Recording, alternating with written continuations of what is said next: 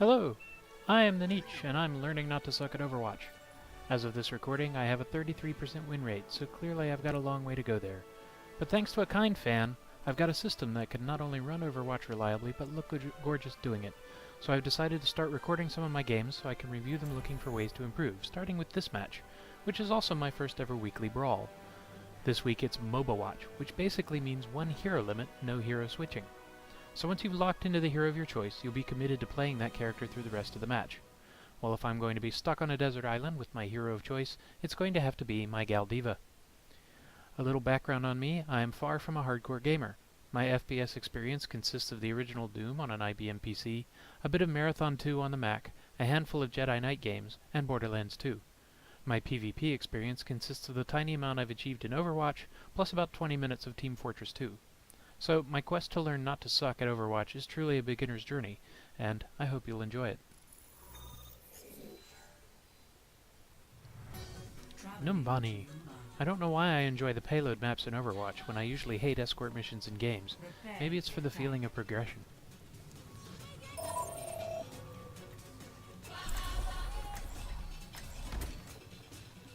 Alright, we got damage, and tank. And damage.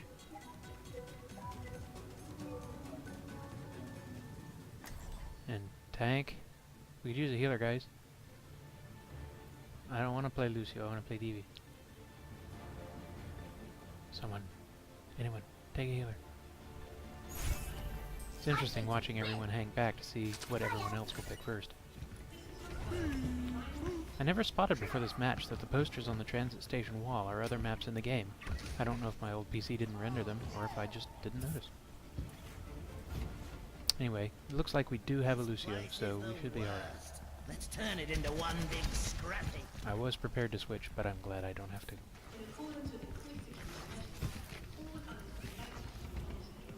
Attack commences in 30 seconds.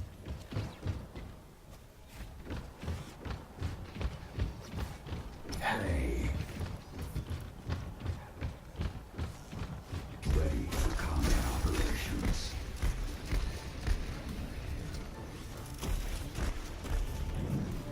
Butter, la la la la. Oh look, wave to the enemy Reaper. Enemy Reaper. Always be polite to people who want to kill you. Alright, so we're gonna put shields up, move in, let's see what we get. Bad time for invite there, Trixie, not during the middle of the match. Sorry, I'll have to connect later. Also note to myself, don't shoot the turtle May, it doesn't do anything. One problem I can see right off the bat is I always want to face roll my enemies, and while it can work with D.Va, if there's more than one enemy there, it's a quick way out of your mech. On the other hand, being out of your mech in D.Va is not so bad. Her pistol basically tears right through pretty much everything from the far side of the map. Like this guy right here. I don't even know who I'm shooting at, but I just rip him right in half. So people who say they suicide just to get their mech back are nuts. I don't know what they're thinking. Anyway, I'll just sneak up on the... Oh, hi, May. Yeah, I'll shoot at you some and freeze. Wait for the wall to come down, and then I'll just shoot at you some more. Hey, you're not May. That's a big killing one.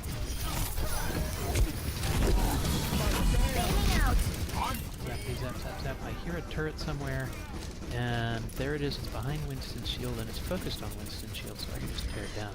It's a real nice teamwork. So, right here, I'm feeling pretty good about how things are going. All systems Objective A captured. game on. Escort the payload. Just, payload moving. There's somebody behind us. Take care of that. Don't want them hanging around back there. 不许走。 Dead buggered off. I move again. And there's May again. Wow, she's annoying. On the other hand, the Junkrat trap really saved me here. I think that maybe this May player is not a very good shot because I keep getting frozen and I keep not getting killed. So unless she just can't push through D.Va's armor, she's just not following up on the freezing. So it's easy to feel like you don't suck when the other team is also rookies, I guess. I don't know. I mean that in the nicest way. So here again, I'm frozen, I'm out of my mech. I really should have gotten right click to the head there. Anyway, back into the mech, and on we go. So if you notice up in the corner, my microphone indicator keeps being on. Now I tend to be on open mic, because trying to mess around with the... Oh, let me push over here. Blammy, blammy, blam. There it goes. Yep, out of my mech again. Ooh. But on the other hand, now I can shred things right across the room. But anyway, like I say, I don't like push to mic because I don't need to remember another button. So I leave it on open mic, but I have a good mic, so I'm not sure why it's giving a false indicator here when I'm not speaking. And it annoys somebody enough that next time I die, you'll hear him yelling at me to fix my mic. I ended up just unplugging it because there was nothing I could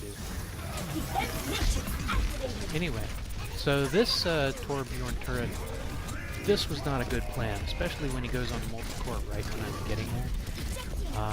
There was no way I was going to survive that. And I really should have done better than that. I think that's a bad habit I picked up from the I'm not a good loser. playing versus bots, because you can just charge bot turrets. I'm trying. So there's the whole business with the mic. That kind of threw me off my game, actually, the interchange there. And you know, if he'd said, if you're talking we can't hear you, that would have been fine. But dude, fix your mic, just really threw me off. And you can see here for the next few minutes of the game, here I got taken out by a Hanzo ult that I just didn't see coming.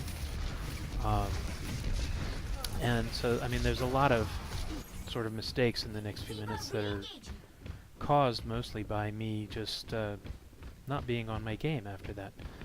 Here I did see that there were a bazillion skulls up ahead, and I was like, we're not going to trickle in. That's the one lesson I've definitely learned from watching like Unit Lost and OneAmongstMany, etc. Don't trickle in. So I waited for the rest of my team to get together, but then I charged a whole full team, which was not very smart. I did smarten up a little and back off. But by that time you can see I'm out of my mech and at half health. I dodged Farah's barrage, but then she just comes around the corner and yells rocket into my head. So yeah, that was not a good plan there. Frontal charging is just not something that you really should be doing, and it's an instinct I have to unlearn. Anyway, so I'm still a little... haven't figured out what I'm doing. I just try the charge again, and I get frozen. Don't get killed, but I get frozen. Knocked out of my mech. Alright, I'll blink away at distance. It is a little frustrating to be playing D.Va and always be out of your mech.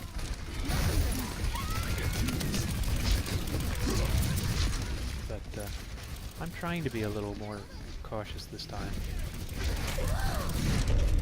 And why I keep trying to do this frontal assault, I don't know.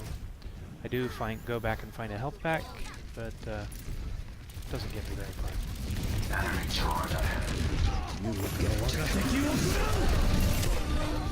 There, I didn't actually get hit by Hanzo's ultimate that time. I got taken out by Lucio while I was dodging Hanzo's ultimate, so good shot, Lucio. Boo me. On we go again.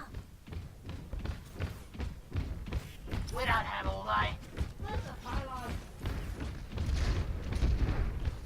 Alright, at this point I'm starting to think alternate route, and you know, since Mei is just going to put a wall up there anyway, I'm like, you know, I know there's other routes here, why am I trying to go down the hole? And then I suddenly discover, oh, that's why, because there's a giant furball up here.